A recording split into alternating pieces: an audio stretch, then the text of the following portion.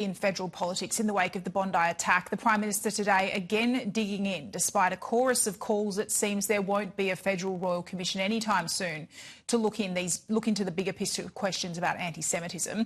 To discuss this, we're joined by our usual political panel, Assistant Minister to the Prime Minister Patrick Gorman, and we'll be joined by Liberal MP former Liberal MP, I should say, Jason Falinski in a moment.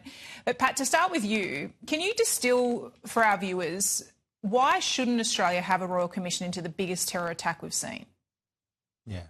As the Prime Minister and others have said, Trudy, we didn't see, after the horrible events at Port Arthur, we didn't see a federal royal commission. We didn't see a federal royal commission after the Lindt Cafe siege. What we did see, however, was bipartisanship. And I think what most Australians would like to see now is a bit more bipartisanship. That's what we're seeking. When it comes to the Royal Commission that the New South Wales government have announced, we'll assist with that. And I think people who've followed these things over the years know that Royal Commissions do take a long period of time and then can risk delaying action. We want to unite the country, but also to act on the things that need to be done right now.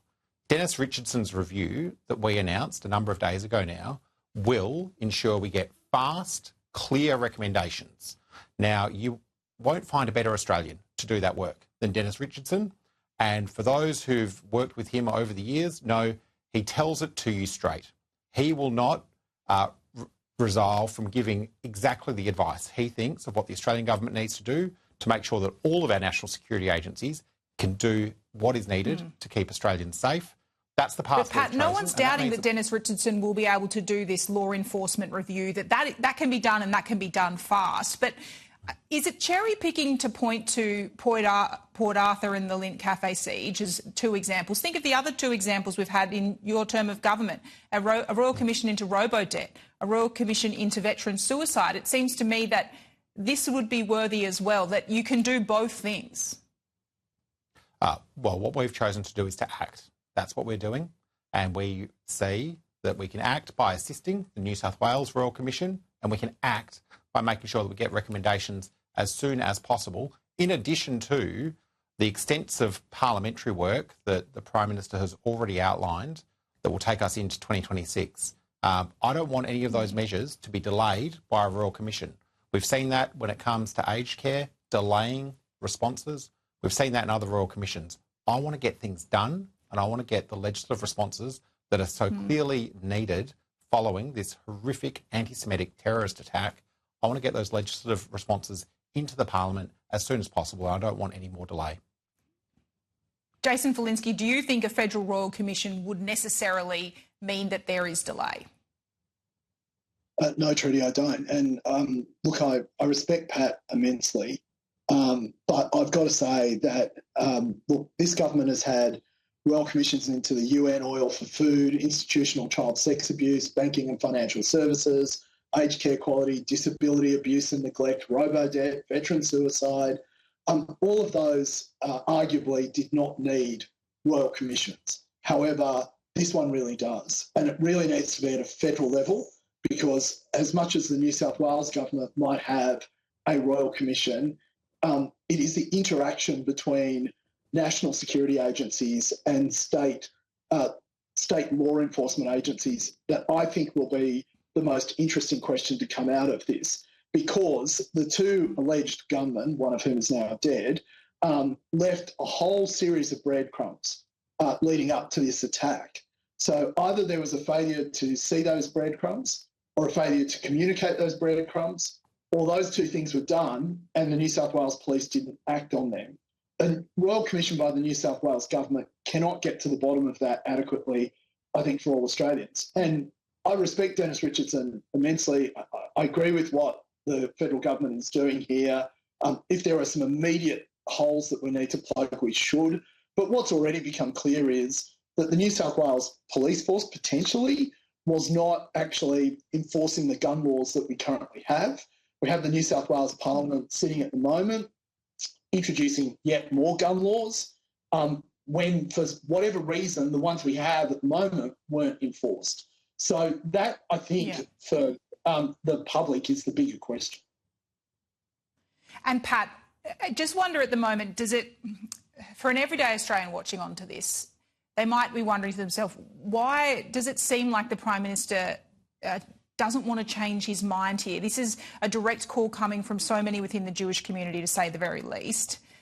Is this a matter now that he's painted himself into a rhetorical corner, that to agree to one now would mean you'd have to backflip on what he's already said?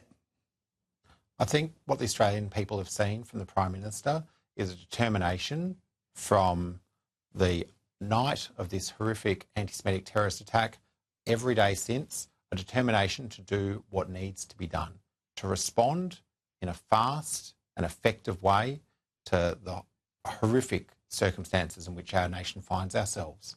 And that means we've had some 10 meetings of the National Security Committee, a body that can actually make decisions that keep Australians safe.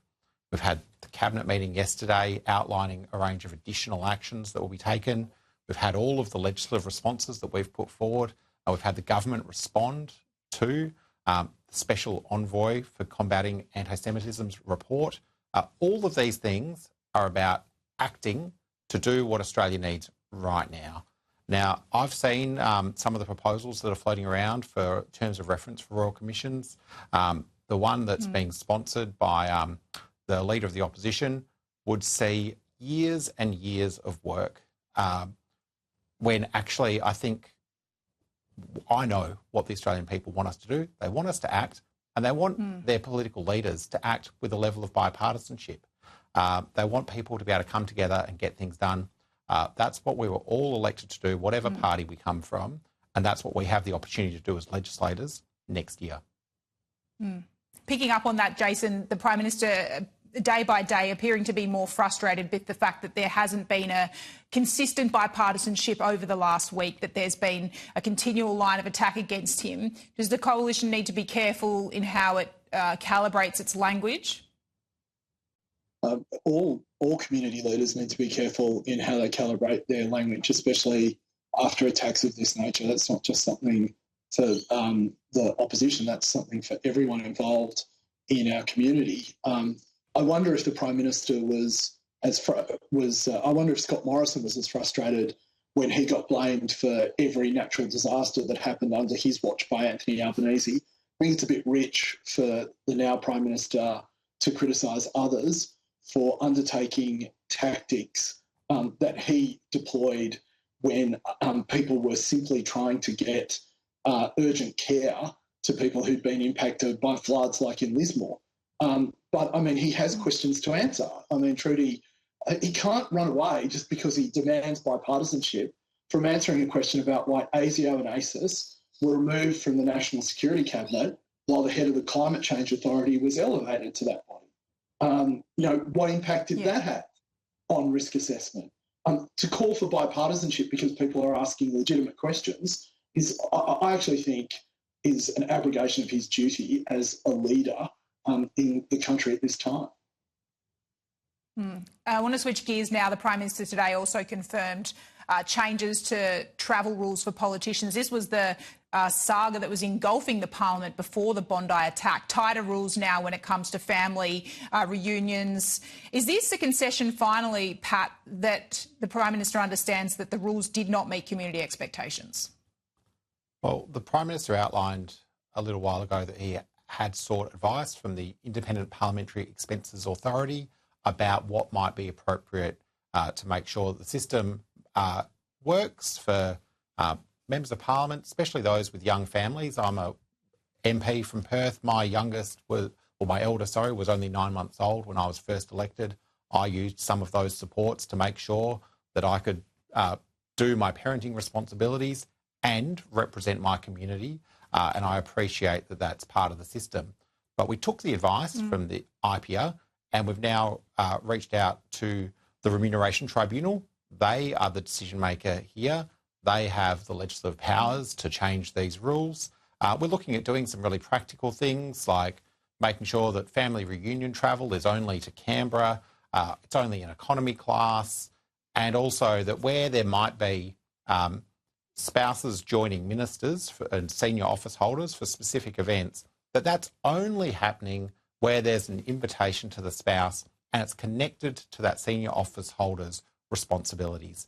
I think that makes a bit of sense. I think, of course, we'll wait to see what the Remuneration Tribunal say in response to that. But I think this was the right way forward. Yeah, it seems like these changes not before time. Jason Falinski, Pat Gorman, always appreciate you fronting up. I'm sure Tom Connell sends the same. He does enjoy this panel as much as I do. Thanks so much. Merry Christmas. You too, Thanks, Trudy.